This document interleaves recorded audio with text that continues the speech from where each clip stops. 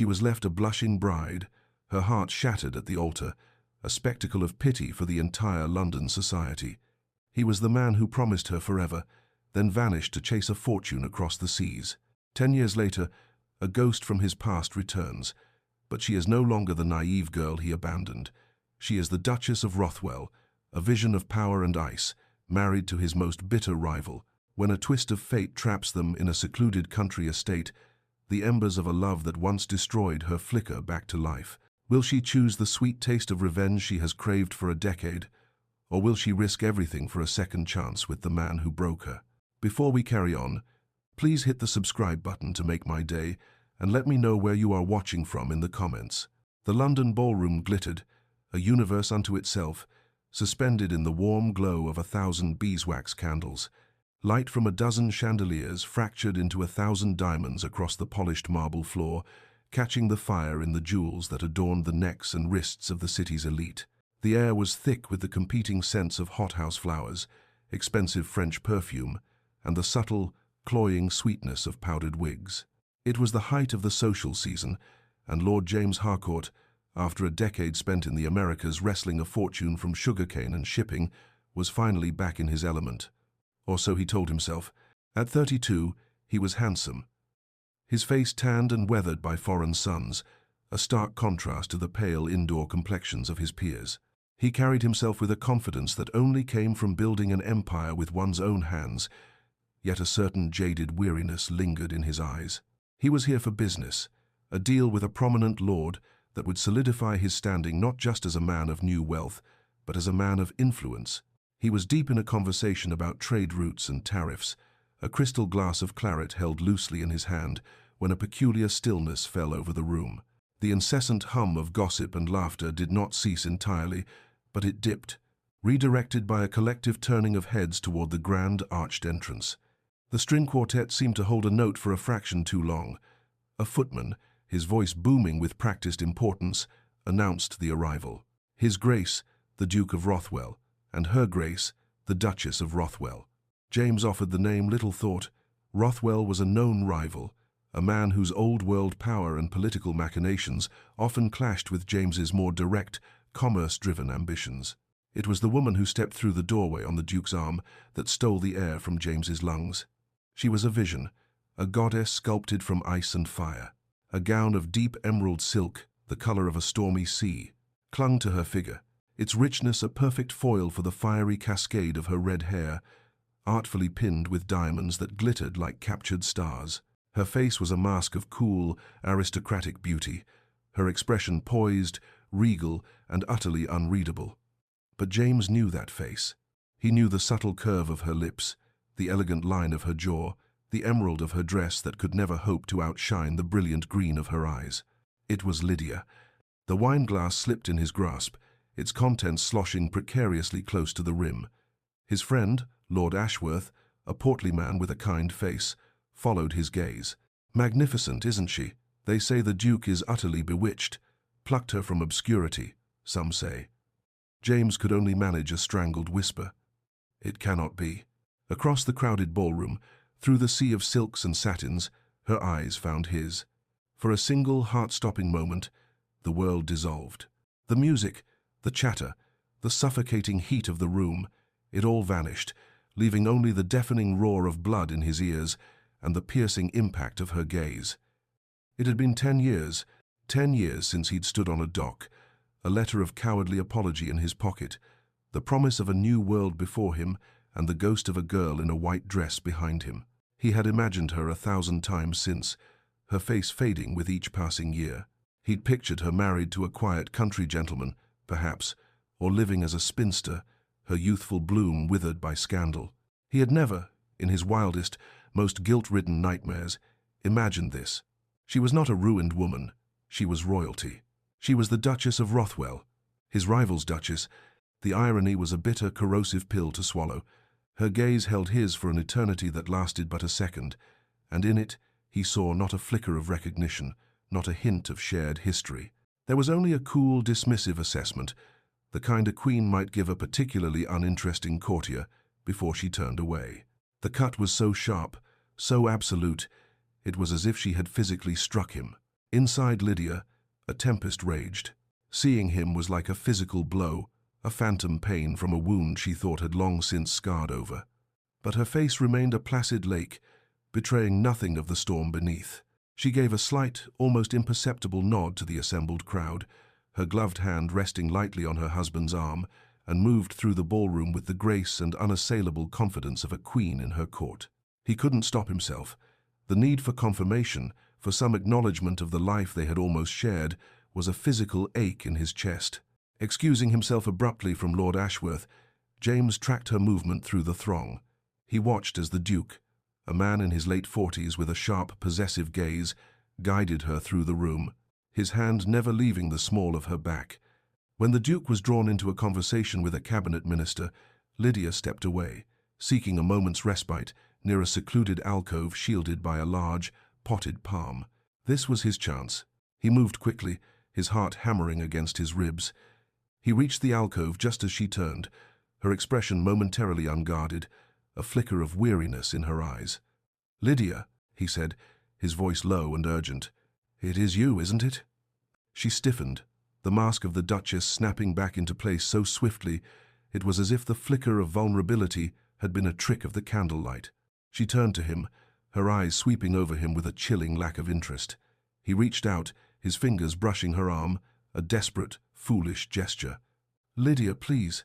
She pulled her arm away as if his touch had burned her. Her voice, when she spoke, was dripping with ice.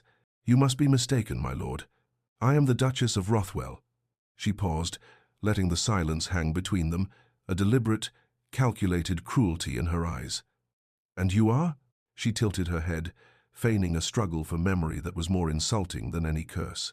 The pretense shattered his composure. "Do not do this, Lydia. I know it has been a long time, but you cannot pretend you do not remember me." For a fleeting moment, her mask slipped. A flash of pure, unadulterated fury lit her eyes, the ghost of a heartbroken girl rising to the surface. 10 years is a long time, Lord Harcourt," she hissed, her voice barely a whisper, yet each word was a poisoned dart. "Long enough for a girl to die and a woman to be born from her ashes. You would not know that woman, and she has no desire to know you."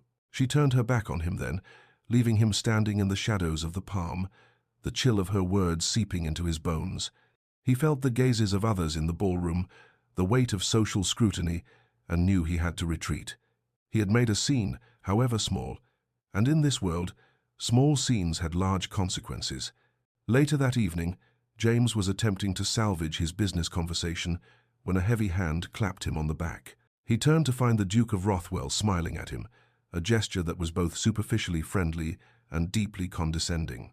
"Harcourt, I hear you're back from the colonies. Made quite a name for yourself, I understand."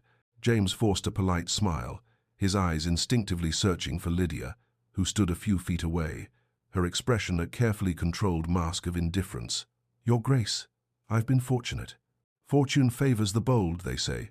The Duke boomed, his voice loud enough for those nearby to hear. "You must join us at Rothwell Park next week.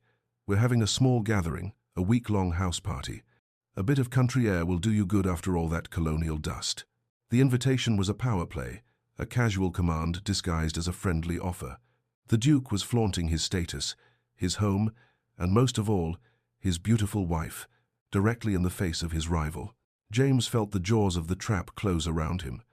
To refuse would be a public admission of weakness, a slight against a powerful duke that would be whispered about for months. It would damage the very reputation he was here to cement. To accept meant walking into the lion's den, spending a week in agonizingly close proximity to Lydia and the man she now called husband. He glanced at Lydia, a desperate, silent appeal in his eyes, but she refused to meet his gaze, her attention fixed on a point somewhere over his shoulder. Her stillness was its own answer. "I would be delighted, Your Grace," James heard himself say, the words tasting like ash in his mouth. The Duke's smile widened. "Excellent. My Duchess is a magnificent hostess. You will be well taken care of." He let his gaze drift to his wife, a look of proprietary pride on his face, before turning back to James.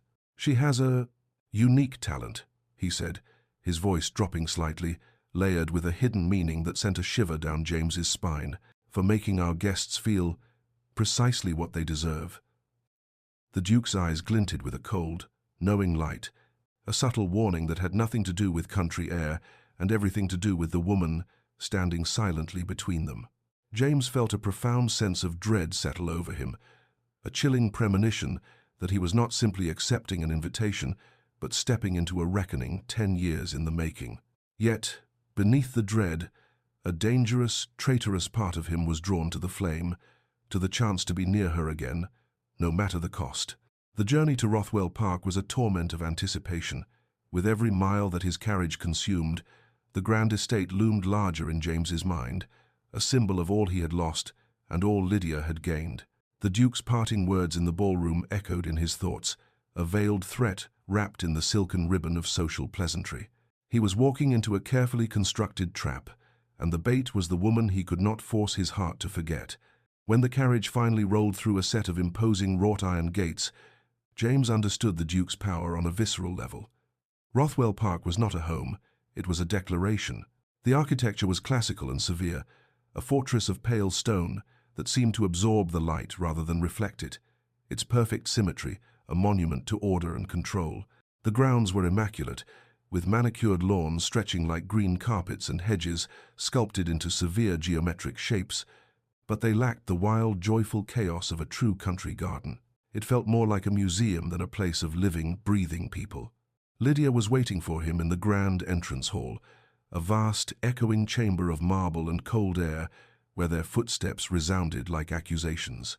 She was the perfect hostess, her smile a masterpiece of social engineering that never once reached the cold emerald of her eyes. "Lord Harcourt," she said, her voice smooth and devoid of any warmth. "Welcome to Rothwell Park. His Grace is occupied at present, but he insisted I show you to your rooms myself. It was not a courtesy, it was a performance." She led him through silent, opulent corridors, past portraits of the Duke's ancestors, whose painted eyes seemed to follow him with stern disapproval.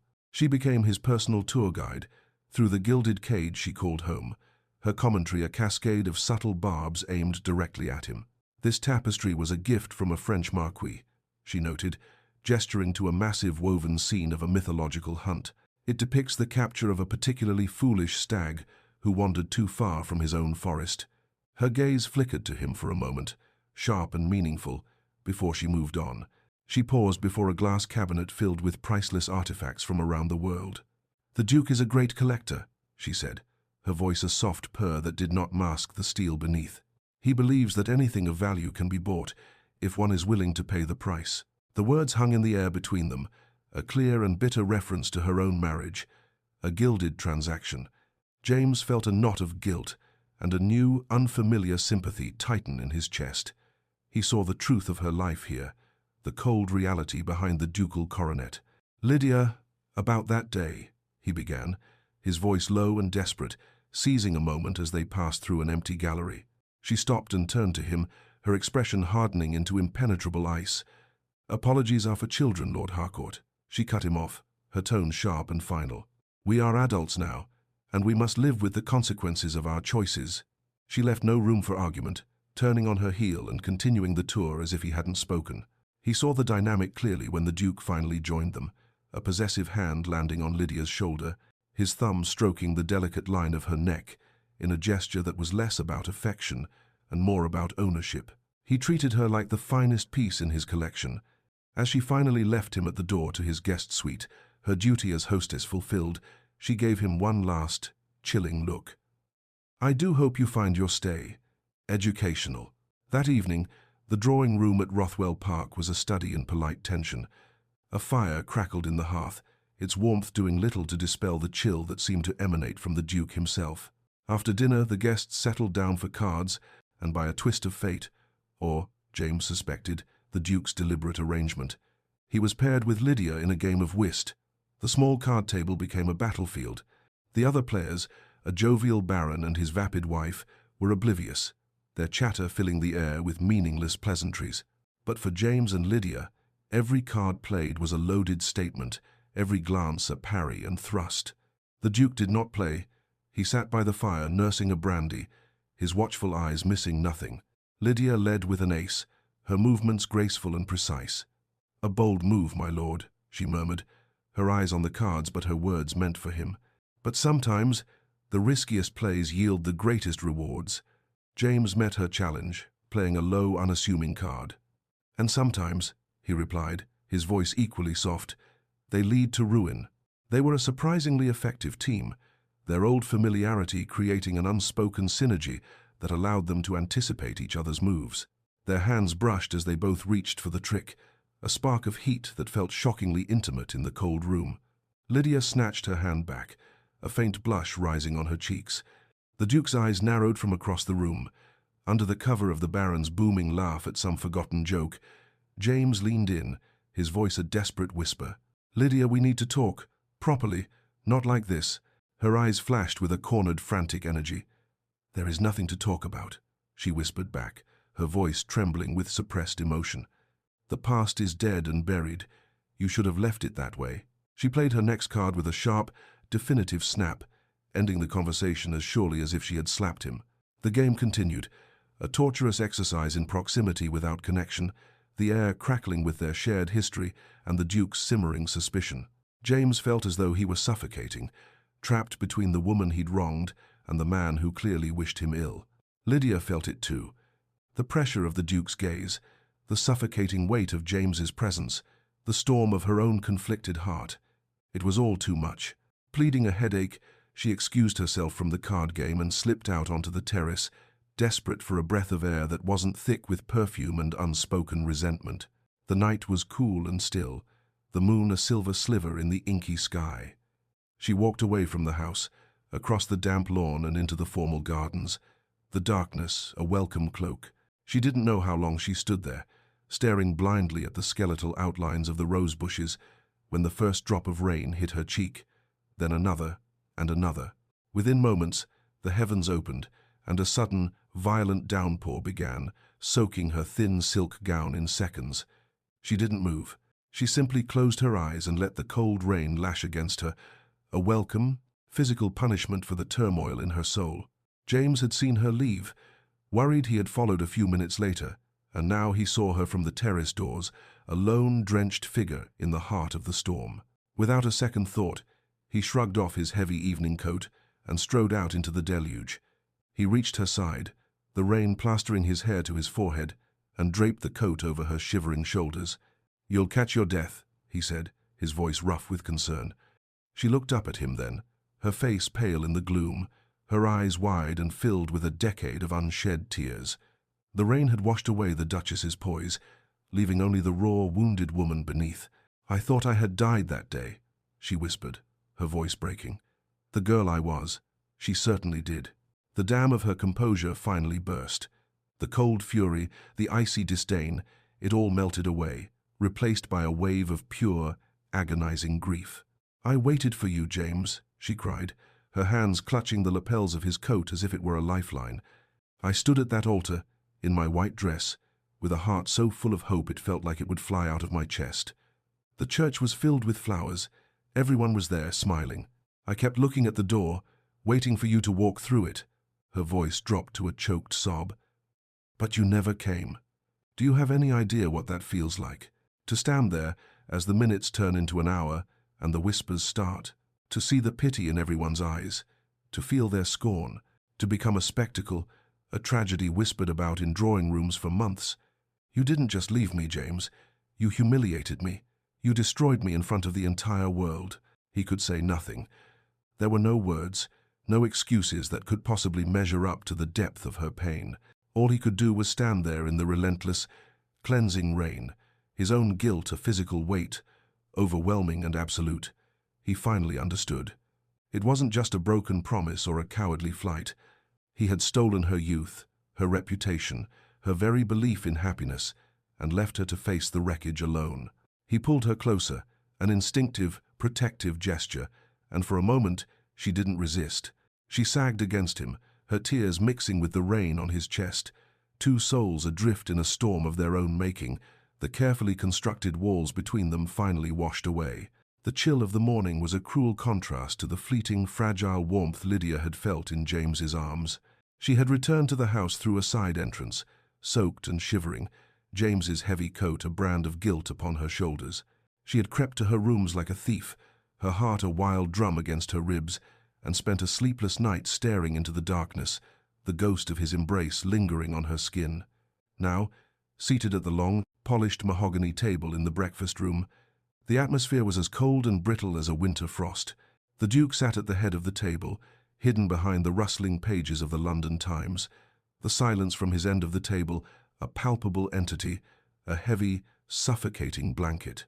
He had seen her return. She knew it as surely as she knew her own name. He had been standing in the shadows of the upper gallery, a still, silent sentinel, and his gaze had followed her as she scurried down the corridor, leaving a trail of damp footprints on the priceless Persian runner. James entered the room, his expression a mixture of apprehension and concern as his eyes found hers. He looked tired, but there was a new resolve in his gaze, a fire she hadn't seen in the ballroom. He gave her a small, almost imperceptible nod before taking his seat, the tension in the room immediately ratcheting up a notch. The clinking of silverware against fine china was unnaturally loud in the strained quiet. Lydia's hand trembled as she reached for the silver teapot, the delicate porcelain cup rattling in its saucer. She felt the Duke's eyes on her over the top of his newspaper, cold and sharp as shards of glass. "A rather dramatic storm last night," the Duke remarked, his voice startlingly casual as he folded his paper with a neat, precise snap. He did not look at Lydia, but his words were aimed at her like a marksman's bullet. One hopes no one was caught out in it. It can be so disorienting. One can quite lose one's bearings in the dark and the rain. Lydia's heart hammered. "Indeed, Your Grace," she managed, her voice a thin thread. "I found it quite refreshing." The Duke's lips curved into a smile that held no warmth. He picked up a section of the paper again. "Ah, here is a fascinating account," he said, his tone light, conversational. "A cuckolded husband in Sussex. It seems his wife took a lover, a man of some standing. The husband, quite naturally, felt his honor had been compromised. He paused, taking a slow sip of his coffee, his eyes finding James's across the table. He challenged the lover to a duel. Pistols at dawn. The lover was killed instantly, a tragic, but entirely predictable, outcome. He set his cup down with a soft click. "Must you be so morbid, Your Grace?" Lydia asked, her voice tighter than she intended. "Morbid, my dear?" The Duke raised an eyebrow. "I find it a fascinating study of human nature, the lengths a man will go to protect his honor and his property." He let the last word hang in the air, a clear and brutal declaration of his ownership of her. Lydia felt a wave of cold fear wash over her. This was not just jealousy, it was a threat. She had built a life of security and power on the foundation of her marriage, and she was suddenly, terrifyingly aware of how easily the Duke could bring it all crashing down. Later that morning, a footman delivered a note to James's room on a silver salver. The script was elegant, hurried. Asterisk, the library. In 10 minutes. Burn this. Asterisk, he held the slip of paper to a candle flame, watching as it curled into black ash. The library was a vast, 2-story chamber, its walls lined with towering shelves of books that smelled of old paper and leather. Sunlight streamed through the tall, arched windows, illuminating swirling dust motes in the still air. It felt like a sanctuary, a place of quiet knowledge, but today it felt like a cage. Lydia was pacing near the fireplace when he entered, her agitation a stark contrast to the room's scholarly peace. "You have to leave, James," she said, her voice a frantic whisper, not even bothering with a greeting. "You must leave Rothwell Park today." "Lydia, what is it?" "It's the Duke," she said, her hands twisting together. "You saw him at breakfast. He knows." "I don't know how much he knows, but he suspects enough. The story about the duel, that wasn't a coincidence. It was a warning. You don't understand, James. He's not just a jealous husband. He's a dangerous man, a cruel man. He will not hesitate to ruin you, or worse." James stepped towards her, taking her trembling hands in his. They were cold as ice. "I'm not leaving," he said, his voice firm. "I'm not leaving you here with him." "You must," she insisted, trying to pull her hands away, but he held them fast. "My safety depends on your absence. As long as you are here, you are a threat to him, and he will make me pay for it." "Then I will not be a threat," James said, his gaze intense, searching hers. "I will be a solution. Lydia, I was a fool, a young, ambitious fool who thought that fortune was more important than love. I have regretted it every day for the past 10 years. His voice was thick with a sincerity that pierced through her fear. "I ran away because I was terrified. I had nothing, and your father made it clear that nothing was what I would ever have if I stayed in England. I thought I was doing the honorable thing, setting you free to find someone who could give you the life you deserved. I thought I could make a fortune and come back for you, but I was arrogant and naive. By the time I had anything to my name, it was too late. I never stopped loving you, Lydia. Not for a single day." Tears welled in her eyes, blurring the sight of his earnest, pleading face. She wanted to believe him. A part of her, the girl in the white dress, desperately wanted to believe him. But the Duchess, the woman born of ashes, knew better. "It is too late, James," she whispered, her voice breaking. "Your love cannot save me from him." "No," he said, his grip tightening on her hands. "But perhaps mine can. I am not the boy I was. I am not afraid of him. I'm only afraid of losing you again." The raw honesty of his confession, the sheer force of his will, left her breathless. The library, with its silent, watching books, felt like the only real place in the world, a pocket of truth in a life built on lies. The moment was shattered by the sound of footsteps in the corridor. Lydia pulled her hands free, her face paling with terror, and pressed herself into the shadows of an alcove as a servant passed the open library doors. The close call was a stark reminder of their peril. The game had changed. This was no longer about a decade-old heartbreak. It was about survival. The next day, the Duke announced a fox hunt. The male guests were all expected to participate, a ritual of masculine bravado and horsemanship. James, who had spent years on horseback rounding up workers and surveying land in the rugged terrain of the Americas, was a more than competent rider. He felt a sense of unease as he was led to the horse the Duke's stable master had chosen for him, a powerful, spirited stallion with a wild look in its eye. The Duke, mounted on a magnificent black charger, watched him with a faint, knowing smile. "A fine beast, Harcourt," he called out. "He has a bit of a temper, but I'm sure a man of your worldly experience can handle him." The hunt began with the blast of a horn and the baying of hounds. The riders surged forward, a wave of red coats and thundering hooves, crashing through the autumn woods. The air was crisp and smelled of damp earth and decaying leaves. James found the thrill of the chase exhilarating, a welcome distraction from the suffocating tension of the house.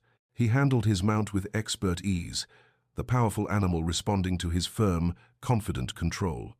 He kept a wary distance from the Duke, but in the chaos of the chase, it was impossible to avoid him entirely. They were deep in the woods, galloping down a narrow track, when the Duke's horse suddenly veered, stumbling directly into the side of James's stallion. The impact was jarring. James's horse shrieked, rearing up in panic, its powerful legs flailing. James fought to stay in the saddle, his muscles straining as he hauled on the reins, his heart leaping into his throat. He regained control, but the stallion was now frantic, its eyes wide with fear. They were approaching a fork in the path. The main track curved safely to the left, but a smaller, overgrown trail shot straight ahead, ending abruptly at the edge of a deep, rocky ravine James had noticed earlier. As they neared the fork, the Duke, who was now slightly behind him, let out a sharp, piercing whistle. It was a sound meant for dogs, but it had a devastating effect on James's panicked horse. The stallion bolted. It ignored James's frantic pulls on the reins, its powerful muscles bunched with terror, and shot forward. Not down the safe path, but straight towards the ravine. The world became a blur of green and brown. Trees whipped past him, their branches lashing at his face. The roar of the wind and the pounding of his horse's hooves filled his ears. He could see the edge of the ravine now, a terrifying, jagged line of broken rock and empty air, getting closer with every stride. This was it. This was how it ended. In a surge of pure adrenaline, James did the one thing he could think of. Instead of fighting the horse, he threw his weight forward, giving the stallion its head for a split second before using all his strength to pull the right rein with a brutal, desperate jerk. It was a maneuver he'd learned trying to break wild horses in the colonies, a last, desperate gamble. The horse, shocked by the sudden change in pressure, stumbled, its momentum broken. It skidded to a halt, its front hooves churning the soft earth just inches from the precipice. Stones and dirt cascaded into the abyss below. James sat frozen in the saddle, his body trembling, his breath coming in ragged gasps. He was alive. He slowly, carefully backed the trembling horse away from the edge. He turned to look back down the path. The other riders were some distance behind, but the Duke was there, sitting calmly on his charger, watching. As James met his gaze, the Duke offered a chilling smile. "Do be careful, Harcourt," he called out, his voice carrying easily on the still air. "The woods can be treacherous for those who are unfamiliar with the terrain." In that moment, James knew with absolute bone-chilling certainty it had been no accident. The Duke of Rothwell had just tried to kill him. The game had turned deadly. The fire in James's guest room had burned down to sullen, glowing embers, offering little warmth against the profound chill that had settled deep in his bones. The adrenaline from the hunt had long since evaporated, leaving behind the cold, hard sediment of truth. The Duke had tried to kill him. It was not a suspicion, it was a certainty, as solid and real as the deep, ugly bruise forming on his ribs where he had slammed against the pommel of his saddle. He paced the room, the plush Aubusson carpet muffling his angry strides. He felt like a caged animal, a rat in a maze designed by a sadistic master.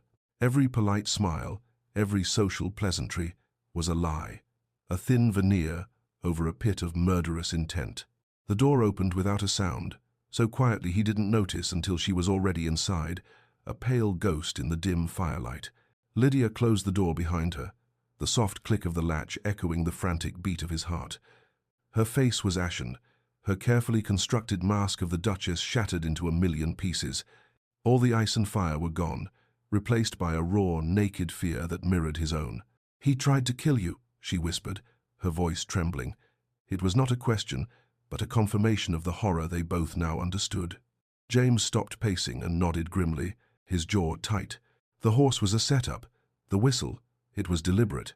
She crossed the room in a rustle of silk, her hand reaching out, not to him, but to the sleeve of his jacket, where a long scratch from a branch had torn the fabric. Her fingers hovered over the torn cloth, her touch as light as a moth's wing. "I heard the commotion," she said, her eyes fixed on the damage. "I saw them bring the horse back, lathered in sweat and fear. I knew." She finally looked up at him, her green eyes vast pools of terror and something else, something that looked like guilt. "This is my fault.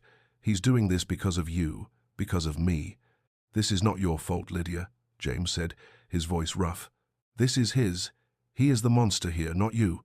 A bitter, humorless laugh escaped her lips. "Oh, but I invited the monster in, didn't I?" She wrapped her arms around herself, a fragile defense against the cold truth. "I made a deal with the devil, James. I was ruined, a pariah. No one would have me. He offered me a title, a name, a life of unimaginable luxury. He offered me revenge. The Duchess of Rothwell, wife to your greatest rival. It was a perfect, poetic vengeance, and I was desperate enough to take it." She walked to the window, staring out at the oppressive darkness of the estate. "I traded my freedom for a title and a life of luxury. But this gilded cage is still a cage, and the keeper is far crueler than I ever imagined." He came to stand behind her, close enough to feel the tremor that ran through her body. "What does he do to you?" he asked, his voice low and dangerous. She flinched, but she didn't turn around. "It is not a cruelty of the hand, not usually. It is a cruelty of the soul. He delights in my humiliation. He reminds me, daily, that I am his possession, a beautiful object he purchased. He isolates me, controls my friendships, reads my letters. He enjoys seeing the fear in my eyes. It makes him feel powerful." She finally turned, her face a mask of desperate resolve. "He will not stop, James. Now that he believes you are my lover, he will not stop until one of you is destroyed. And he will make certain it is you." A wave of protective fury, so fierce it startled him, washed over James. The guilt he had carried for a decade was burned away in the fire of this new rage. It was no longer about winning her back. It was about saving her. "Then we must destroy him first," he said, the words coming out with a conviction that surprised them both. Lydia stared at him, her eyes wide. "Destroy the Duke of Rothwell. He is one of the most powerful men in England. It's impossible." "Nothing is impossible," James countered, his mind racing. The instincts that had helped him build an empire from nothing kicking in. Men like him, men who build their lives on power and control, they always have secrets. They have vulnerabilities. We just need to find them. A flicker of something, not quite hope, but a spark of defiance, lit in her eyes. "There is something," she said slowly, her voice barely a whisper. "He is not just a powerful man, he is a corrupt one. His entire fortune, the Rothwell fortune he inherited, it was squandered by his father. He has rebuilt it on illegal trade, blackmail, and dealings that would see him stripped of his title and thrown in Newgate if they ever came to light." "How do you know this?" James pressed, his heart beginning to pound with a new, dangerous excitement. "He is arrogant. He keeps records. A secret ledger, bound in black leather. It details every illicit transaction, every name, every date. He sometimes takes it out late at night in his study, when he thinks the whole house is asleep. He looks at it as a king might look upon his kingdom. It's his true source of power." "Where does he keep it?" "In his study. I don't know where exactly. The room is his fortress. No one is allowed inside but him." James looked at her, seeing not the Duchess, not the girl he had abandoned, but a brilliant, brave woman cornered by a monster. A fragile alliance was forged between them in the quiet of the firelit room, an unspoken pact sealed by shared danger and a desperate need for survival. "Then," James said, his voice low and steady, "we will have to break into his fortress." The house was silent, wrapped in the deep, heavy slumber of the dead of night. A tall case clock in the main hall chimed 2, each stroke a hammer blow against the stillness. James and Lydia moved through the darkened corridors like shadows, their stockinged feet making no sound on the cold marble floors. Every creak of the old house, every sigh of the wind against the window panes, sent a jolt of fear through them. Lydia led the way, her knowledge of the house's geography their only map. She carried a single small candle, its flame dancing and throwing their elongated, monstrous shadows against the walls. They reached the Duke's study. The heavy oak door was locked, as expected. James pulled a thin metal pick from his pocket, a tool he had learned to use in less reputable company during his early, leaner years in the colonies. "A skill I hoped I would never need again," he whispered, kneeling before the lock. Lydia held the candle steady, her breath held tight in her chest. The silence was absolute, broken only by the faint, rhythmic scratching of the pick against the metal tumblers. It felt like an eternity, but it was likely only a minute before a soft, satisfying click echoed in the quiet. James pushed the door open, and they slipped inside, closing it gently behind them. The air in the study was stale, thick with the scent of the Duke's cigar smoke and old leather. Moonlight filtered through the tall windows, casting the room in shades of silver and black. It was a monument to a man's ego, dominated by a massive mahogany desk, shelves of leather, bound books, and portraits of stern-faced ancestors. "He's a man of routine," Lydia whispered, her voice barely audible. "He would hide it somewhere he sees every day, but no one else would think to look." They began their search. It was a tense, nerve-racking process. They moved with a synchronized, desperate grace, their hands brushing, their shoulders bumping in the dark, each touch a spark of shared conspiracy. James ran his hands along the spines of the books, searching for a false one. Lydia gently tapped the wood paneling on the walls, listening for a hollow sound. They checked behind paintings, under the heavy velvet curtains, even inside a large, ornate globe. Nothing. "This is madness, Lydia," James breathed, his frustration mounting. "If he finds us, it's our only chance," she whispered back, her voice fierce with determination. Her eyes scanned the room, her mind working, trying to think like her husband, to anticipate the movements of his cruel, calculating mind. Her gaze fell upon the desk. It was a fortress in itself, a massive piece of furniture with countless drawers. They had checked them all, finding them filled with ordinary papers, quills, and inkwells. But her eyes were drawn to the intricate carving on the front panel.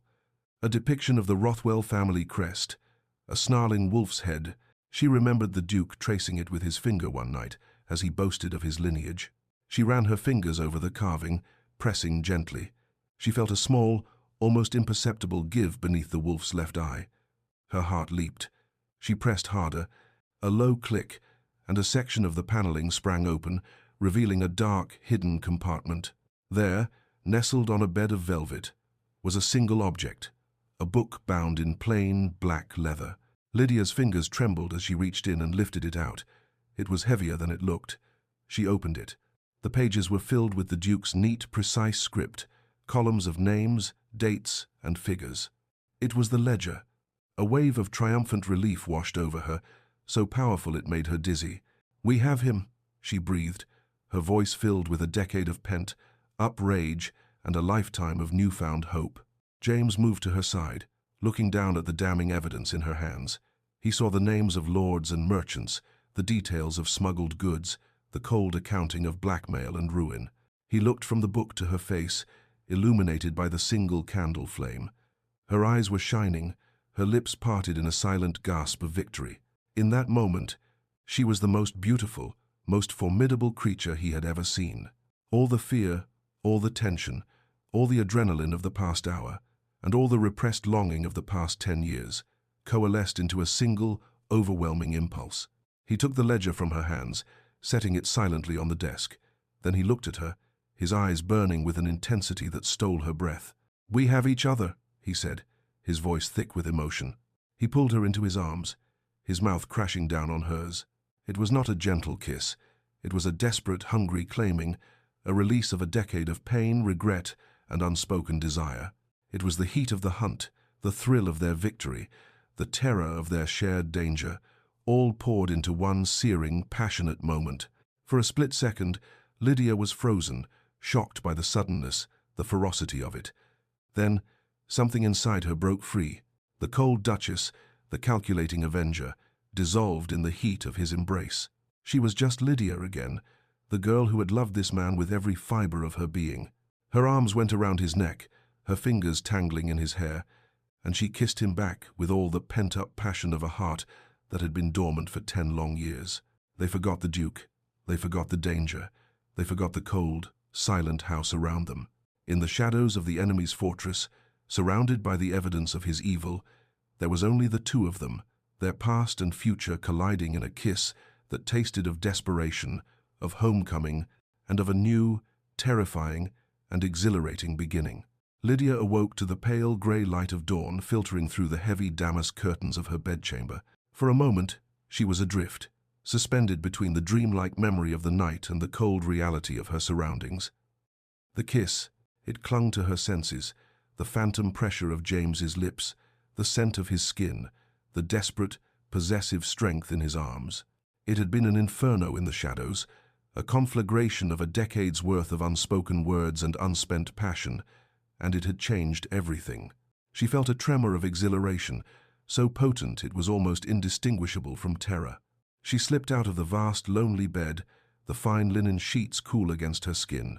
Her room, a symphony of gilded furniture, plush, velvets, and priceless art, had always felt like a beautiful, ornate tomb. This morning, it felt like a prison cell whose lock had finally been picked. She walked to the full-length mirror, its surface framed in ornate gilded cherubs, and stared at her reflection. The woman who stared back was the Duchess of Rothwell, her expression composed, her posture regal. But beneath the carefully maintained facade, Lydia saw something else stirring. In the depths of her own eyes, she saw the ghost of a younger girl, a girl who believed in hope, a girl whose heart had not yet been calcified by bitterness and the cold pursuit of revenge. The ledger, safely hidden now within a false bottom of her wardrobe, was a key. It could unlock her cage, ruin the Duke, and give her the freedom she had craved. She could be a wealthy widow, in effect, free to live her life on her own terms, a victor in a war of her own making. Revenge had been her constant companion for 10 years, a cold, sharp comfort against the loneliness.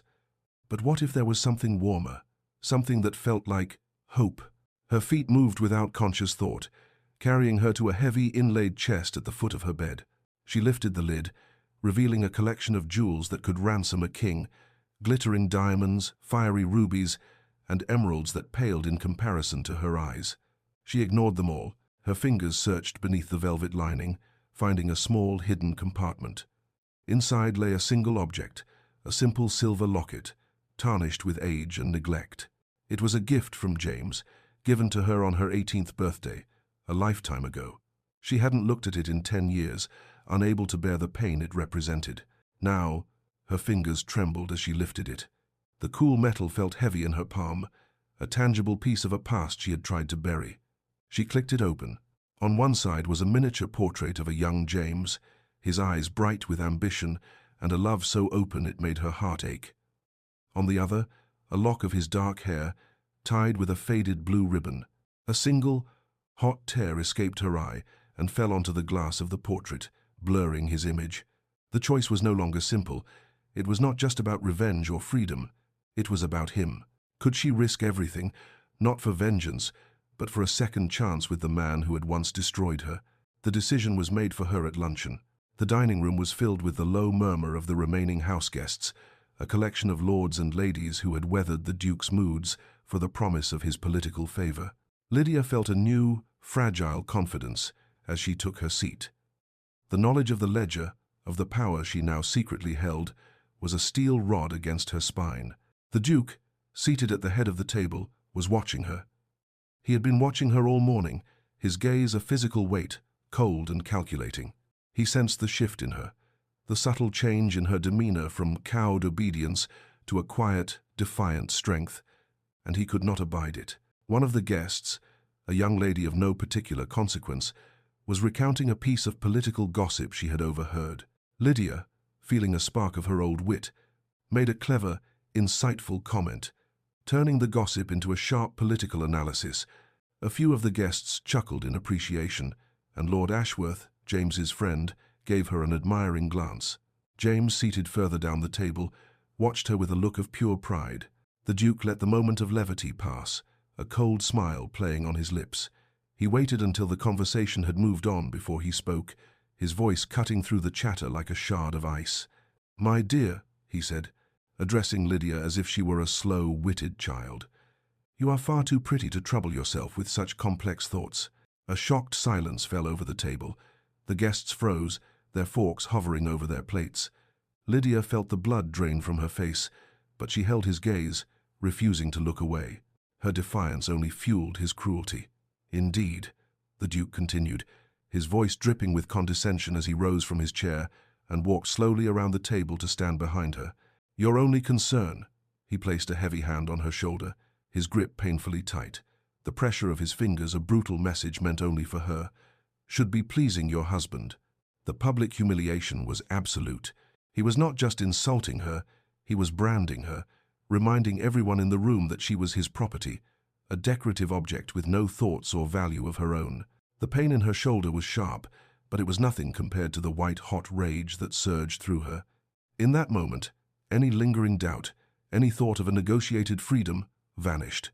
She would not be a victim anymore. He would not break her. Not again. She endured the pressure for a moment longer, her back ramrod straight, her expression a mask of perfect, icy calm. Then she met James's eyes across the table. In his gaze, she saw not pity, but a reflection of her own fury, a silent promise of retribution. The Duke, satisfied that he had reasserted his dominance, released her shoulder with a final proprietary pat and returned to his seat. But the damage was done. He had not broken her. He had unleashed her. That afternoon, Lydia found James in the stables, checking the bindings on his saddle. The air was thick with the earthy scent of hay and horse, a welcome antidote to the cloying perfume of the main house. He looked up as she approached, his expression a mixture of concern and anger. "Lydia, what he did at lunch." "He signed his own death warrant," she said, her voice low and steady, devoid of any of the fear he had seen in her before. Her eyes were shining with a hard, determined light. "I'm done, James. I will not spend another day as his possession." She took a deep breath, the biggest decision of her life resting on her next words. "I'm coming with you." James stared at her, his heart stopping in his chest. He searched her face, looking for any sign of hesitation, of doubt. He found none. He pulled her into a fierce embrace, burying his face in her hair, breathing in her scent as if he were a drowning man breathing air. "Are you sure, Lydia?" he murmured against her ear, his voice thick with emotion. He pulled back to look at her, his hands framing her face. "It will be a hard life. We'll have nothing. The Duke will see to it that my name is ruined in London. We'll be fugitives. We'll have to go to America, start over with nothing but what we can carry." A genuine smile, the first he had seen since his return, lit up her face, transforming her from a cold duchess into the radiant girl he had fallen in love with. "We'll have the ledger," she corrected him gently, And we will send a copy to the right people before we disappear. He will be the one who is ruined, not you." She reached up and touched his cheek, her gaze soft and full of a love she no longer tried to hide. "And besides," she said, her voice dropping to a whisper, "we'll have each other, and that's more than I've had in a very long time." The hope in her voice was a balm to his soul. They were no longer just allies in a desperate plot. They were partners. Standing there, in the rustic simplicity of the stables, they made their plan. It was simple, desperate, and dangerous.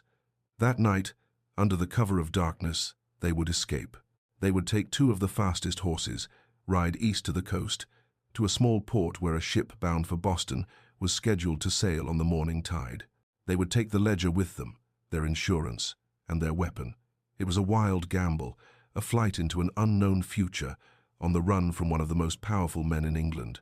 But as James looked at Lydia, her face glowing with determination and hope, he felt no fear.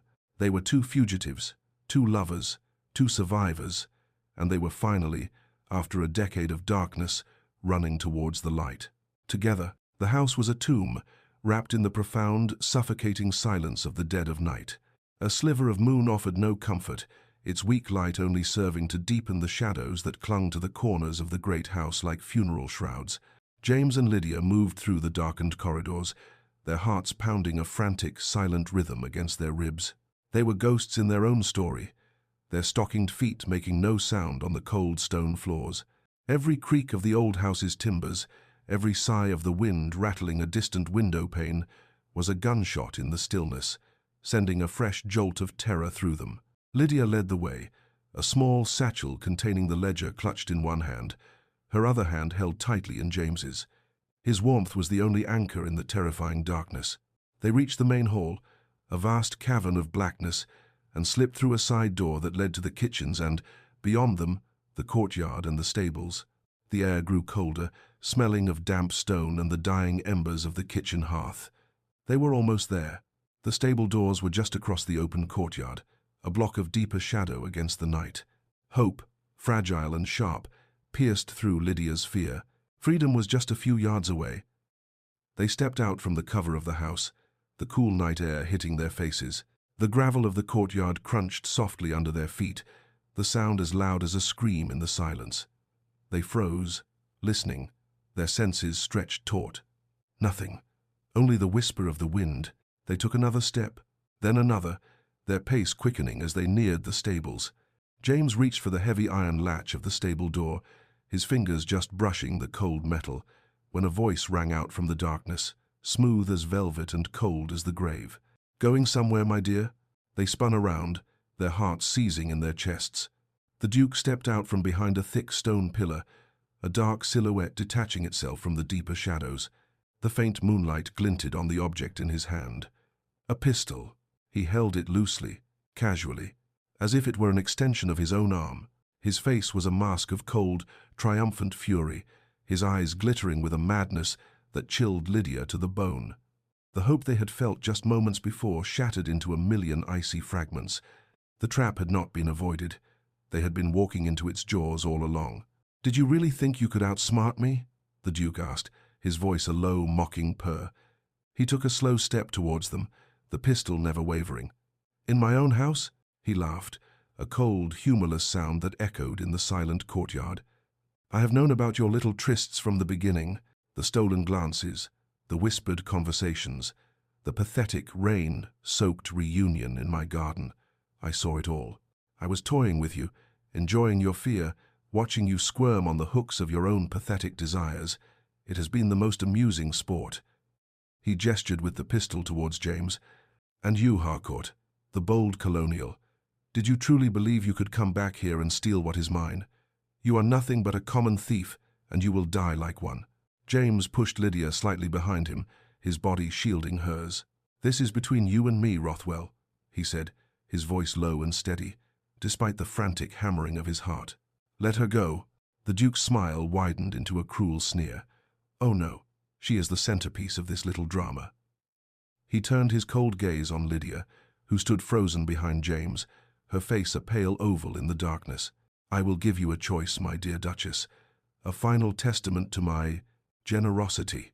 He raised the pistol, aiming it squarely at James's chest.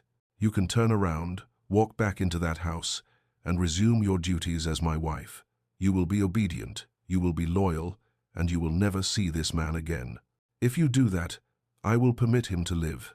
I will merely ruin him, which I assure you will be a far more entertaining and prolonged punishment than a simple bullet." He paused, letting the threat sink in. "Or you can run away with your lover, but if you take one more step towards those stables, I will put a bullet through his heart, and then I will drag you back into that house anyway." It was an impossible choice, a perfect, sadistic trap. He was offering her a lifetime of servitude in exchange for James's life. Lydia felt James's muscles tense in front of her, ready to spring, ready to sacrifice himself in a futile gesture. In that moment, something shifted inside her. The fear did not vanish, but it was consumed by a cold, clarifying rage. She was done being a pawn. She was done being a victim. She stepped out from behind James, her chin held high, her gaze meeting her husband's without a flicker of fear. "You underestimated me, Your Grace," she said, her voice not a whisper, but a clear, strong bell in the night. "You always have." The Duke's smile faltered, a flicker of confusion in his eyes. "What foolishness is this? You thought you could buy me, own me, control me," Lydia continued, taking a deliberate step towards him, the satchel held firmly in her hand. "But you were wrong." She stopped, a mere 10 feet from him, and looked him directly in the eye. "I have your ledger, every dirty secret, every illegal deal, every man you have ruined. It's all in here." She held up the satchel. The Duke's face contorted with fury. "You little whore," he hissed, raising the pistol higher. "Give that to me." "It wouldn't matter if you took it," Lydia said, her voice calm and cutting. "You see, I am not as foolish as you think. While you were planning your little hunt, I was making plans of my own. A copy of that ledger, delivered by a trusted messenger, is already on its way to the Home Secretary. It will be on his desk by morning. By noon, there will be a warrant for your arrest. By nightfall, you will be in a cell in Newgate, and every asset you own will be seized. You are ruined." The silence that followed was absolute. The Duke stared at her, his face a mask of disbelief, the color draining from his cheeks. His world, his power, his entire identity was crumbling to dust around him, brought down by the woman he had treated as a mere decoration. The pistol trembled in his hand. James looked at Lydia, his heart filled with a profound sense of awe and a love so powerful it almost brought him to his knees. She was magnificent. She was a queen, not of a ducal estate, but of her own destiny. "I am not your property," Lydia said, her voice ringing with the force of her conviction. "And I am not afraid of you anymore." With a roar of pure, impotent rage, the Duke lunged, not at Lydia, but at James. But he was too slow, his movements clumsy with shock. James, anticipating the move, met him head on. The pistol discharged with a deafening crack, the bullet flying harmlessly into the night sky as James slammed his fist into the Duke's jaw. The Duke crumpled to the ground, unconscious, a pathetic, fallen tyrant on the gravel of his own courtyard. The reckoning was over. A few weeks later, Lydia stood at the railing of a ship, the salty wind whipping strands of her red hair across her face. The grey shores of England had long since disappeared over the horizon, swallowed by the vast, churning expanse of the Atlantic Ocean. The air here was clean, sharp, and tasted of freedom. The Duke of Rothwell, as she had predicted, had been arrested. His fall from grace was swift and spectacular, the scandal of his crimes echoing through every drawing room in London. His title, his fortune, his power, it was all gone, stripped from him like a cheap coat. Lydia was now a free woman, her name cleared, her future her own to write. James came to stand beside her, his presence a warm, solid comfort against the chill of the ocean spray. He didn't touch her, but stood close, their shoulders almost brushing, a quiet testament to their new, evolving partnership. He had been magnificent, handling the aftermath with a quiet competence, ensuring she was protected from the fallout of the scandal before booking their passage. "So," he said, his voice gentle, his eyes following her gaze to the endless horizon, "what's next for the formidable Miss Wren?" He used her maiden name, a deliberate acknowledgement of her reclaimed identity. Lydia smiled, a real, slow smile that reached her eyes. She had thought about this, about him, about them, during the long days at sea. The old love was there, deeper and stronger than ever, forged in fire and tempered by a decade of pain. But she was no longer the girl who believed a wedding was the final chapter of her story. She had spent 10 years as a possession, her identity subsumed by a title. Now, she needed to discover who Lydia Wren was, on her own terms. "I want to build something," she said, thinking aloud. "Something of my own, a business perhaps. Or maybe I'll buy a piece of land. I want to feel the earth in my hands, to watch something grow that belongs to me and me alone." She turned to him, her expression serious, but her eyes soft. "I love you, James. I think I never stopped, but I cannot go from being a duke's property to being a husband's wife. Not yet. I need to be my own woman first." James listened, his expression unreadable for a moment. The boy he had been would have been crushed, would have seen it as a rejection. But the man he had become, the man who had watched her face down a monster and win, simply nodded, a look of profound respect and admiration on his face. He took her hand, his fingers lacing through hers, a promise of partnership, not possession. "I can wait," he said, his voice thick with an emotion that needed no further words. "However long it takes." Lydia's heart swelled with a feeling so vast and bright it felt like the sun rising within her.